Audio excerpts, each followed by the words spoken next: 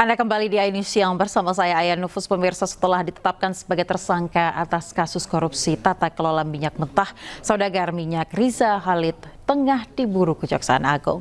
Riza Khalid diduga berada di Singapura dan hingga kini belum ditetapkan sebagai DPO.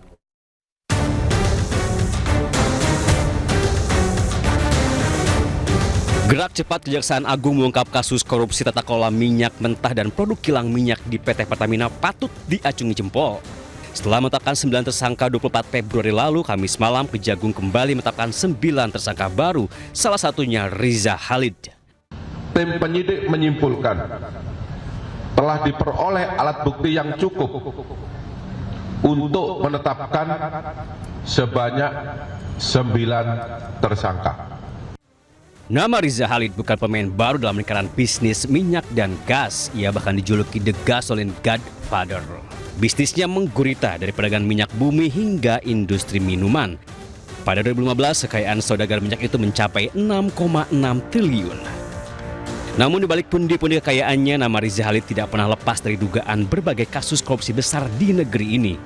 Dari dugaan markup pembelian pesawat, permintaan saham Freeport hingga skandal mafia migas di Petrol. Tidak seperti tersangka lain yang berujung bui, Riza Khalid kerap lolos dari jerat hukum. Hingga akhirnya Kamis lalu, ia menyusul sang anak Kerry Ardianto Riza menjadi tersangka dalam kasus yang sama. Berbeda dengan nasib sang anak atau tersangka lainnya sudah dibui, Riza justru masih melenggang bebas. Diduga ia sudah kabur ke Singapura.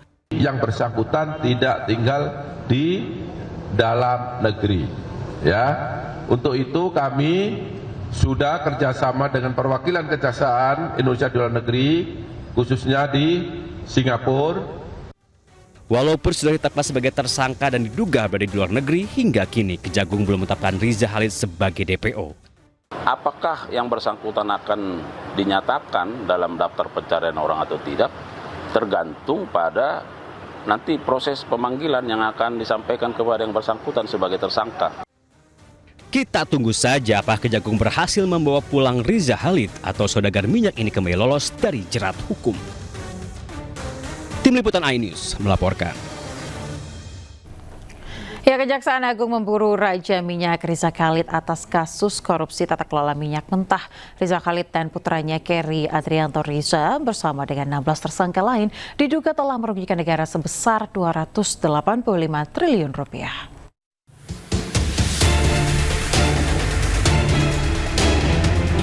Kejaksaan Agung menetapkan saudagar minyak Muhammad Riza Khalid jadi tersangka korupsi tata kelola minyak mentah dan produk Pertamina. Riza Khalid disinyalir berada di Singapura dan saat ini tengah diburu oleh Kejaksaan Agung. Kejaksaan Agung tengah berkoordinasi dengan otoritas Singapura terkait keberadaan Riza Khalid tersebut. Tetapi khusus MRC selama 3 kali berturut-turut dipanggil dengan patut tidak hadir, berdasarkan informasi yang bersangkutan tidak tinggal di dalam negeri.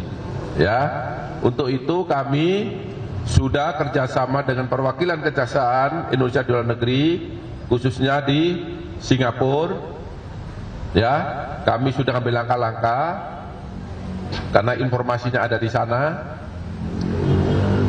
Jadi langkah-langkah itu sudah kami tempuh untuk bagaimana kita bisa menemukan dan mendatangkan yang bersangkutan.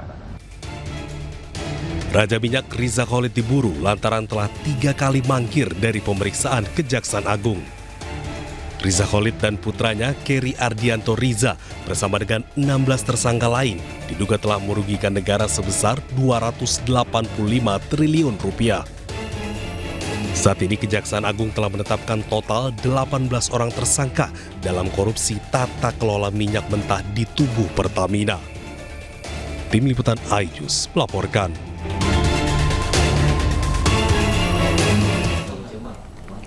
Kejaksaan Agung memastikan Riza Khalid bisa ditetapkan masuk DPO atau daftar pencarian orang bila tak juga memenuhi panggilan sebagai tersangka. Pihak Kejagung akan melihat terlebih dahulu perkembangan proses penyidikan. Jika misalnya yang bersangkutan sudah dipanggil sebagai tersangka beberapa kali secara patut menurut hukum acara tapi tidak mengindahkan, maka penyidik akan melakukan langkah-langkah hukum itu. Nah, tapi kan kita belum tahu. Seandainya misalnya penyidik dalam waktu ke depan melakukan pemanggilan terhadap yang bersangkutan lalu hadir, ya kan? Nah, jadi itu sangat tergantung pada bagaimana hasil kehadiran yang bersangkutan untuk memenuhi panggilan penyidik nantinya. Nah, ini kan baru kemarin malam, ya. Jadi ya tentu penyidik kan masih menyusun rencana-rencana aksinya. Direktur Penyidikan Kejaksaan Agung Abdul Qohar pemirsa membeberkan 7 penyimpangan yang dilakukan Riza Khalid CS dalam perkara tata kelola minyak mentah. 7 penyimpangan tersebut adalah sebagai berikut. Pertama, pemirsa, penyimpangan dalam perencanaan dan pengadaan ekspor minyak mentah. Kedua, penyimpangan dalam perencanaan dan pengadaan impor minyak mentah. Ketiga, penyimpangan dalam perencanaan dan pengadaan impor BBM.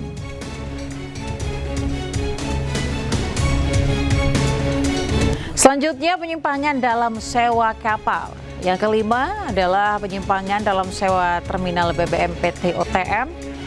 Dan yang keenam, penyimpangan dalam pemberian kompensasi produk Pertalite.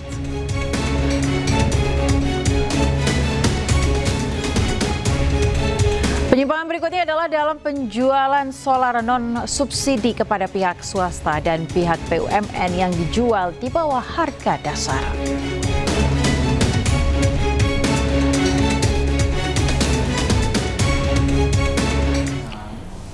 Lalu siapa sebenarnya sosok mafia migas Riza Khalid pemirsa, dan berikut informasinya. Muhammad Riza Khalid atau yang dikenal sebagai Riza Khalid lahir tahun 1960. Riza memiliki 2 orang anak. Salah seorang putranya bernama Muhammad Keri Adrianto yang lebih dulu jadi tersangka dalam kasus minyak.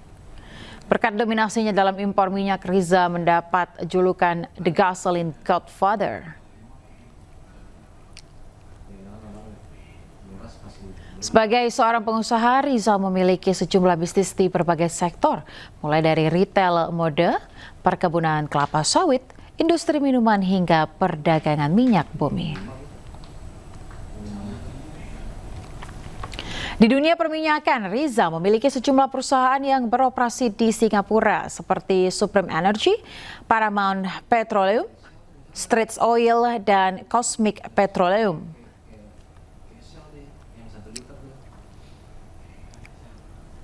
Sementara itu, kekayaan sang mafia migas ditaksir mencapai 6,6 triliun rupiah. Angka tersebut menjadikan Riza sebagai orang terkaya ke-88 dalam daftar Globe Asia tahun 2015.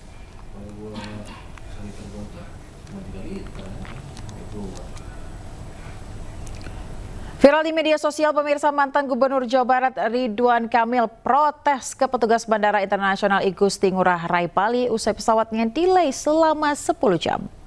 Ya, ada pajak ke Bapak, ada duit ke airline, mau bicara ke pengambil keputusan. Ya, sambungkan Pak, sambungkan. Ridwan Kamil dan sejumlah penumpang pesawat protes kepada seorang petugas bandara mengenai proyek pengaspalan di Bandara Ngurah Rai yang menyebabkan pesawat gagal terbang. Selain itu, Ridwan Kamil juga menyampaikan ingin berbicara langsung dengan General Manager bandara. Mendengar permintaan Ridwan Kamil, petugas bandara itu tak merespon dan hanya berusaha menenangkan sang mantan gubernur serta penumpang lain. Karena emang saya tanya sekali lagi dengan bahasa. Selain itu, pemirsa, penumpang juga marah karena mereka dipaksa menunggu lama, sementara fasilitas bandara seperti penyejuk udara telah dimatikan. Maskapai Superjet Air minta maaf, pemirsa, setelah diprotes mantan Gubernur Jawa Barat Ridwan Kamil dan sejumlah penumpang. Direktur utama yakni Super Airjet Ari Azhari ini mengatakan penerbangan rute dan Pasar Cengkareng yang hendak ditumpangi Ridwan Kamil dijadwalkan ulang lantaran alasan operasional. Ari menyebut pesawat perlu dilakukan penyesuaian rotasi dari rute-rute sebelumnya.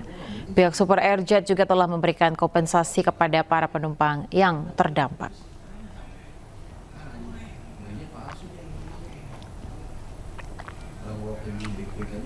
Kita beralih ke informasi lain, pemirsa, ratusan ribu rekening penerima bansos terindikasi dipakai untuk judi online. Pemerintah berjanji akan bertindak tegas termasuk mencabut bansos bagi penerima yang terlibat judi online.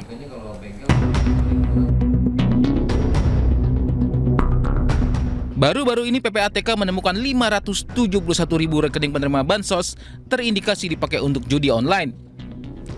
Uang yang berputar pun mencapai 957 miliar rupiah.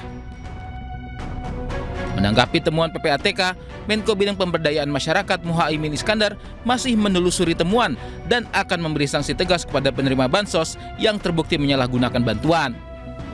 Kita terus telusuri, pokoknya siapapun yang mendapatkan bantuan sosial digunakan untuk judol akan kita kenai sanksi.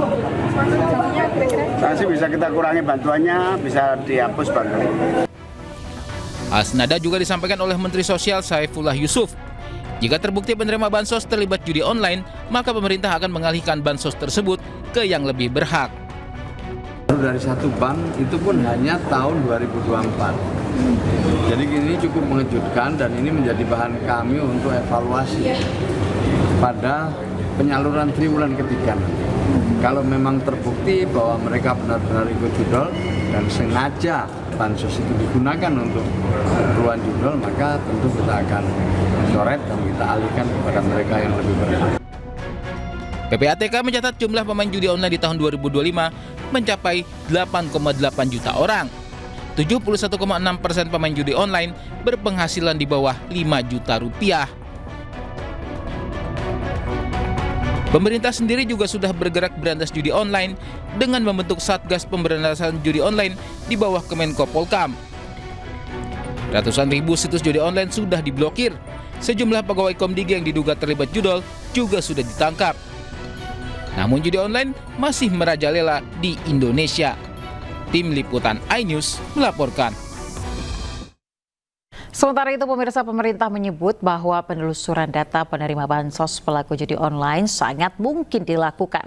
Jika terbukti, pemerintah dengan tegas akan mencoret penerima yang terbukti gunakan bansos untuk judol. Sangat bisa, karena data kita sekarang by name by address.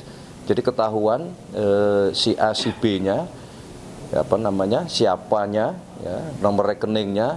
Nah, terdeteksi ini dipergunakan untuk kegiatan judi online, ya kita pertimbangkan untuk dicoret dari penerima bantuan sosial.